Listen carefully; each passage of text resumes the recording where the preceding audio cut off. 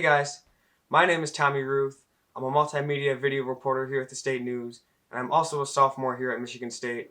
And for today's video, I sat down with an MSU student and professor to share some tips for taking your online classes so you guys can absolutely kill it this semester. First off, I wanted to share a tip with you guys, which is to go download this app, Brightspace Pulse, because it is an absolute lifesaver. Basically, you just sign in the D2L, and it gives you access to all of your course content for all of your classes, and it even sends you notifications for due dates for assignments, for announcements, quizzes, all of it. And it just really takes away the hassle of remembering, do I have a quiz this day? When should I start studying? When's this assignment due? Because it just does all that work for you. And it helps a lot, especially in online learning, for staying on track in all of your classes.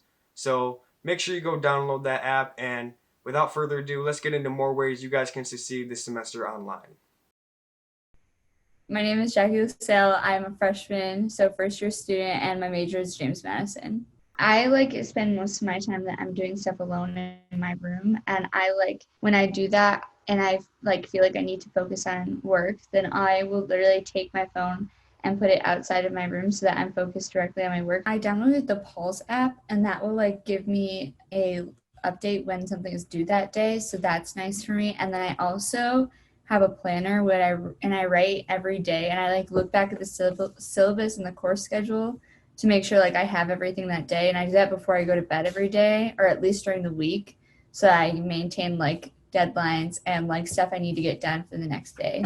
If I'm doing a lot of heavy stuff online and not through my books or something, then I'll step away from the laptop, and I'll sometimes I work out, sometimes I go and hang out with my roommates, just so I get a break in between the computer. Because there's when you're on multiple Zooms back to back to back, it gets exhausting. So I give myself breaks in between my work so that I'm not always focused on the computer 24/7. I'm Dr. Garth Sabo. I'm an assistant professor in the Center for Integrative Studies in the Arts and Humanities. One thing to take advantage of with online learning is that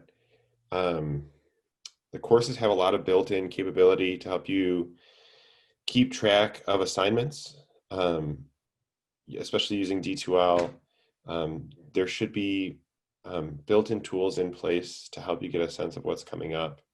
In some cases, that can mean keeping a close eye on your syllabus, maybe a closer eye than you're used to in-person classes, because you're kind of missing that opportunity to check in with your professor in person, or to get those sort of off-the-cuff reminders about upcoming assignments. But I know that there's a big push among professors across the university to standardize the setup of online courses, for instance, so that similar types of assignments are due on similar days of the week, and so on, just to make that time management concern a little bit more manageable. One of the best tips you could have in general for your education, regardless if it's online or in person, is taking advantage of opportunities and means to contact your professor or your teaching assistants and so on. Studies have shown that people who do attend office hours tend to do better in classes. And there's any number of ways you could explain that, right? It doesn't mean going to office hours improves your grade. But I know, speaking from my own experience, that office hours are one of my favorite parts of teaching. Find people with shared interests. Remind yourself that everybody is struggling, your professors are included, to get through. Nobody was prepared for a semester like this. Don't define yourself by the marks that you're getting in a class. Find some outlet. I teach in the arts and humanities. I have loved seeing my students share the various ways they've been turning to art forms they previously neglected as a means to handle their stress.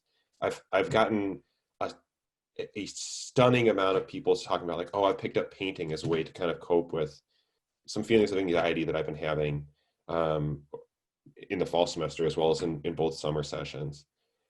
You don't have to paint, but you can find ways that help you make meaning that isn't your coursework, because regardless of what your major is, your coursework shouldn't be the only thing that defines you.